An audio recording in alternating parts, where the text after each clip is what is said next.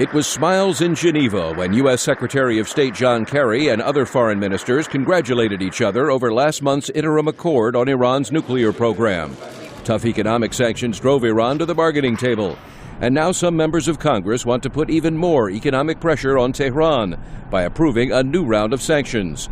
U.S. Senator Lindsey Graham. The Congress believes that sanctions, along with the threat of credible military force by the United States and Israel, has gotten us to this point that if you back off now, you're sending the worst possible signals. Some members of Congress are concerned the interim nuclear deal allows Iran to continue enriching uranium.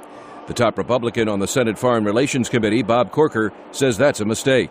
I think enrichment for a country, especially like Iran, that is shown to have secret programs, has been seen to be a rogue nation, their ability to enrich really throws into disarray, if you will, all the other agreements that we're negotiating around the world. The Obama administration says new sanctions will violate the interim agreement with Iran and could possibly divide the U.S. from its international partners.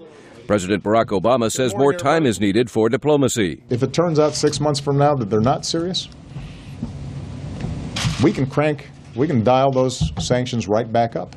The interim agreement calls for daily inspections of Iran's nuclear facilities. Former State Department advisor for non-proliferation Robert Einhorn says that is a must. You can't base this on trust. You have to base it on strong monitoring measures, strong verification measures. Once the interim accord is implemented, negotiators will have 6 months to hammer out a final agreement designed to guarantee Iran's nuclear program can be used solely for peaceful purposes. Analysts like James Phillips of the Heritage Foundation remain skeptical.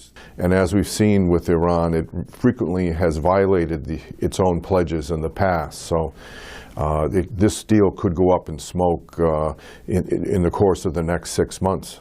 Next week, Secretary Kerry is scheduled to testify before members of Congress in an effort to address concerns about the interim nuclear deal.